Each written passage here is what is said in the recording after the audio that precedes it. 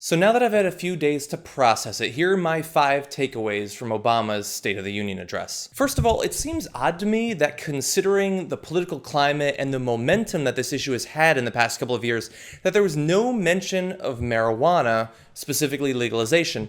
And I guess I can sort of understand that he's trying to frame the next couple of years.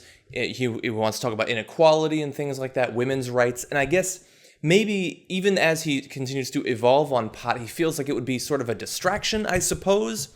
But considering the mixed messages that we've been getting out of Obama and his administration over the course of his time as president, and the legalization in Washington and Colorado, I think a lot of other young people especially would like a firm commitment. What are you going to do? And in the wake of the State of the Union, he has given some interviews that seem to indicate that they're not going to go around arresting people in Colorado because they see them smoking on a street corner or something like that. I guess that's good. But I want a firm commitment that he is going to allow them to continue this experiment, allow other states perhaps in the next couple of years to also legalize it. That would have been a nice touch. One of the big things coming out of the State of the Union a lot of people are happy about is what Obama said about climate change. He said very specifically, climate change is a fact. And that's great. We need a president, we need a full Senate, a full House that are willing to go on TV and actually say that, willing to agree with 97 or 98 or 99% of all scientists. I don't think that's too much to ask.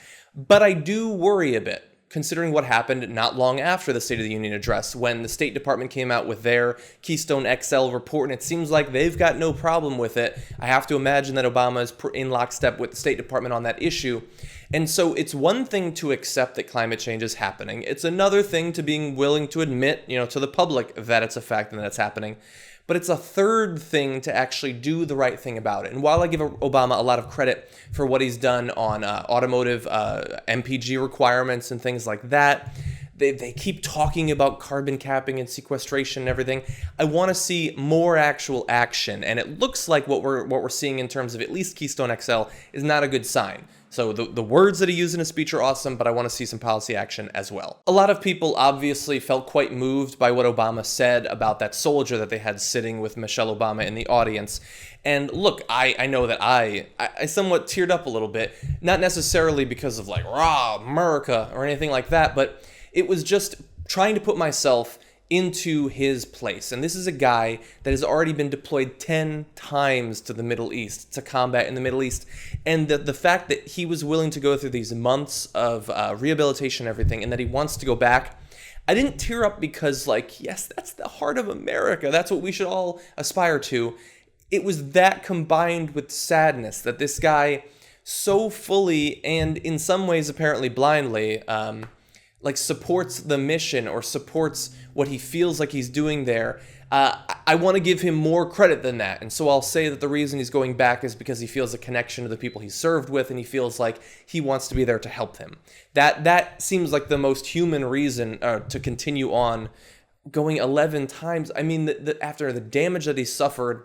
So I think that a lot of people probably came out of that part of the speech with pretty mixed feelings, and I know it was common in the studio, and I was certainly one of those as well as I watched with Cenk and the rest of them. The last good point that Obama made, I think, was when he talked in somewhat general terms about the Republican war on women. He used specifically that line about, we need to get mad men out of the workplace, and I think that that's great.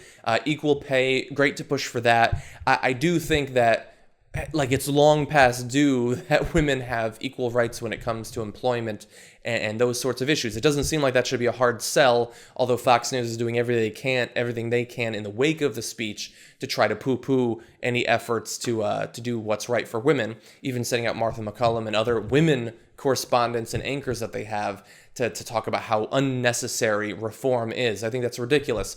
But what I question coming out of it is something that Anna Kasparian brought up, and it's that she is worried that the country and male liberals in particular are getting fatigued with all this talk about the war on women, that they're on board, but that they don't want to hear about it anymore, perhaps, or that they feel like in the continued debate we've had over this perceived war on women, that it seems like it's less now being targeted at Republican men and more just men, and it's becoming a women versus men thing. And if that's true, then it might not have as strong of an impact on swaying people's votes in the coming presidential election than it did in the last one.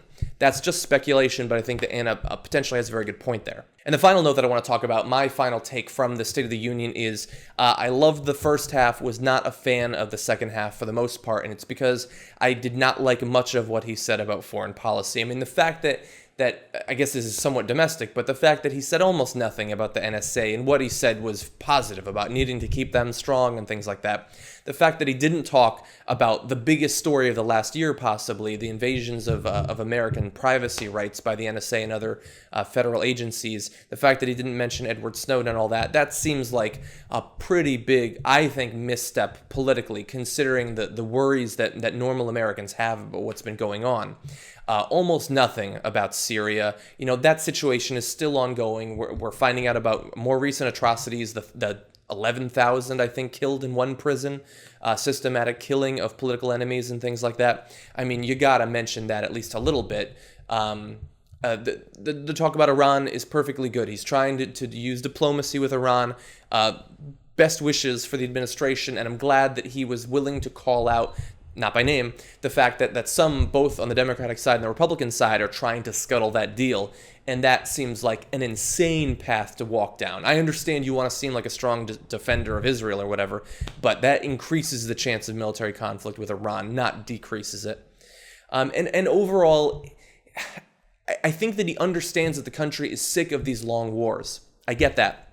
But it doesn't seem like fundamentally he is opposed to the use of force in the future. I don't trust some of the things that he said, and I feel like America is fatigued with thinking about it, even with talking about it.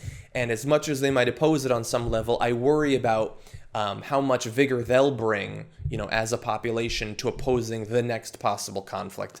And that's why I'm hoping against hope that we can continue diplomatic efforts with Iran, because I don't know that the American public has it in them to oppose it so soon after all of these conflicts we've been in.